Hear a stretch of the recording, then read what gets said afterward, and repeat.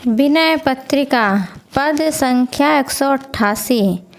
मैं तो ही अब जान्यो संसार, मैं तो ही अब जान्यो संसार। बांधी न सकई मोहि हरि के बल, प्रगट कपट आगार। मैं तो ही अब जान्यो संसार। अरे मायावी संसार, अब मैंने तुझे यथार्थ जान लिया है। तू प्रत्यक्ष ही कपट का घर है, पर अब मुझे भगवान का बल मिल गया है। इससे तू अपने कपट जाल में मुझको नहीं बांध सकता। परमात्मा के बल का आश्रय लेते ही परमात्मा की माया से बना हुआ संसार सर्वथा मिट गया। इसलिए अब मैं संसार के मायावी फंदे में नहीं आ सकता। देखत ही कमनीय कछु नाहिन पुनि किए विचार। ज्यों कदली तरु मध्य निहारत, कबहु न निकसत सार। मैं तो ही अब जान्यो संसार। तू देखने मात्र को ही सुंदर है, पर विचार करने पर तो कुछ भी नहीं है। वास्तव में तेरा अस्तित्व ही नहीं है। जैसे केले के पेड़ को देखो, उसमें कभी गुदा निकलता ही नहीं। कितना ही छीलो, छिलका ही छिलका निकलता है। यही दशा संसार की है। तेरे जलिए जन्म अनेक, मैं फिरत न पायो पार। तेरे लिए जन्म अनेक, मैं फिरत न पायो पार।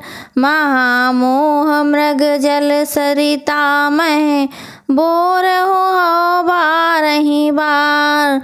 मैं तो ही अब जान्यो संसार। अरे तेरे लिए मैं अनेक जन्मों में भटकता फिरा, अनेक योनियों में गया, पर तेरा पार नहीं पाया। तू मुझे महामोह रूपी मृग तृष्णा की नदी में बार बार डुबोता ही रहा। सुनु खल छल बल कोटि किए बस, होई न भगत उदार।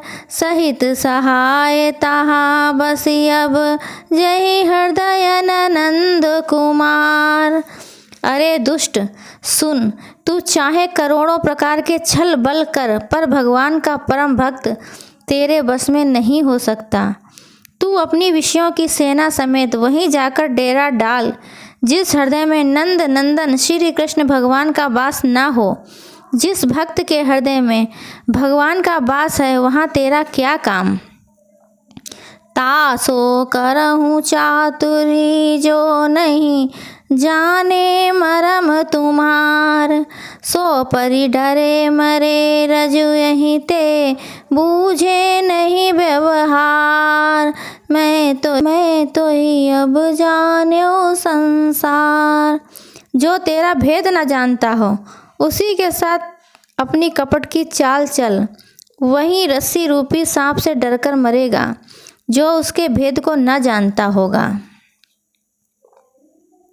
निज हित सुनु सठ, हट न करहीं जो चाहै कुशल परिवार।